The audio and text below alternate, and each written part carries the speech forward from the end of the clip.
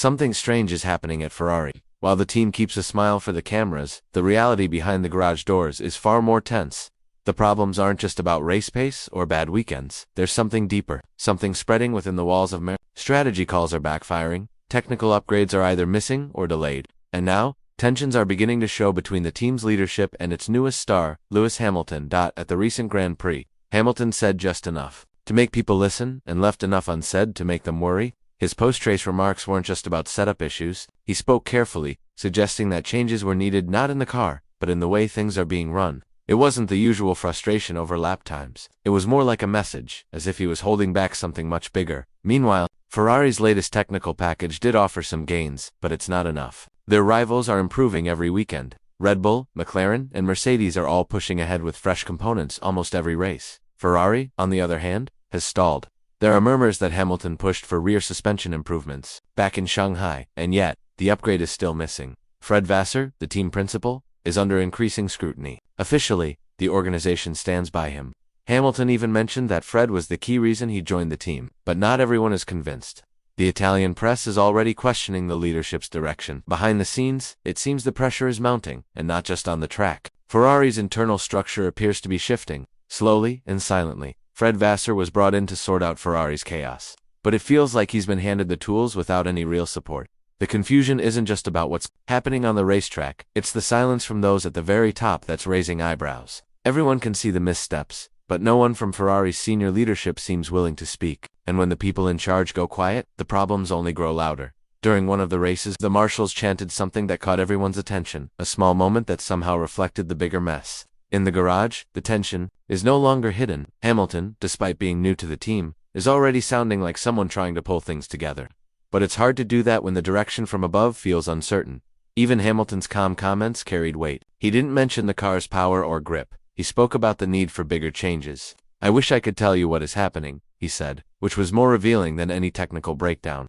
It sounded like someone aware of internal problems, but choosing his words wisely. On the surface, there's unity. Hamilton and Vasseur appear in sync, but if you look closer, it's clear there's stress underneath. Vasseur once said, "We've changed everything except for one thing." What was he referring to? Was it about leadership? Was it the system itself? No one knows for sure, but the comment wasn't made by accident. Meanwhile, the Italian media has picked up on the signs. Reports suggest Vasseur's role is under review if things don't improve soon. Some names are already being whispered as possible replacements. One of them leads Ferrari's successful endurance racing project.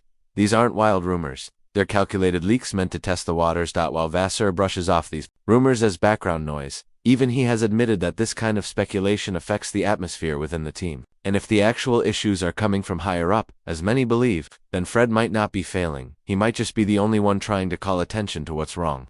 The bigger question is whether he'll be allowed to continue doing so, or if he's just another name being lined up to take the blame. What's happening inside Maranello isn't just about political tension. It's becoming visible in lap times. Each race weekend begins with energy and optimism. On paper, the car has speed. The drivers show promise in practice sessions. But when the lights go out on Sunday, something always seems to go wrong. That pattern is no longer just a coincidence. Take Montreal, for example. Both cars looked ready to fight. Charles Leclerc was showing solid pace. Hamilton was finally getting clean air to push. But then the problems started piling up. Leclerc's power unit developed issues, and he lost performance. Hamilton, who had already hit a groundhog earlier in the weekend, damaging the underside of his car, was then pulled into a pit stop at exactly the wrong time. The result? Lost positions, ruined chances, and it's not just a one-off situation. In Spain, tire choices put them on the back foot. In Imola, Hamilton's entire race was ruined because of track position. The engineers and mechanics are still doing their part.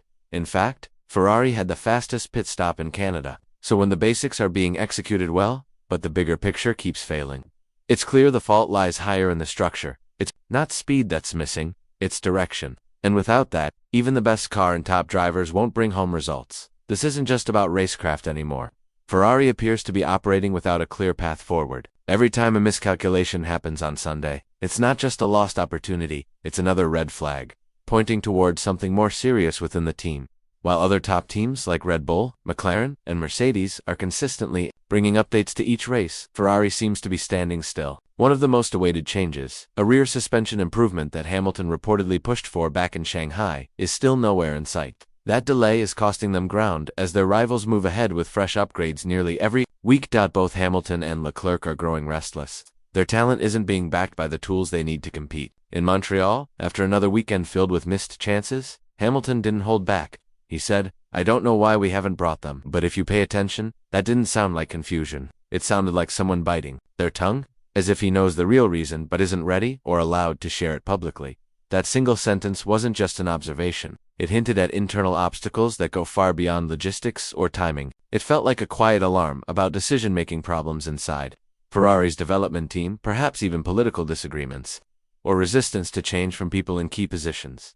Vasseur has tried to steer the conversation away from just hardware. He recently said it's not only about upgrades, but also how everything comes together. But that explanation is starting to wear thin. Other teams are putting their plans into motion faster and more efficiently. When your lead driver is openly questioning upgrade timelines halfway through the season, it's no longer about waiting. It's about something or someone holding things back. Hamilton didn't switch to Ferrari just for a fast car. His move was about something bigger, bringing transformation to a team that's been stuck in its ways. From the start, there were whispers that his role would stretch beyond driving. He wasn't just joining to race. He was expected to bring authority, challenge old habits, and change how Ferrari works from the inside. In some ways, he's already doing that. Hamilton isn't blaming the mechanics or engineers. He's focusing on the system. He's pushing leadership to face uncomfortable truths. And when he talks about delayed updates or unclear priorities, he's speaking with the weight of experience and also restraint. It's not what he says, it's what he doesn't.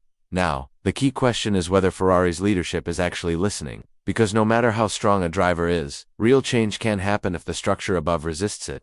Hamilton might be the most influential voice in the garage, but even he can be silenced if the walls around him stay the same. Ferrari didn't just bring him into race. They wanted a new mindset. But as things stand, he's sounding more like someone knocking on a door that won't open.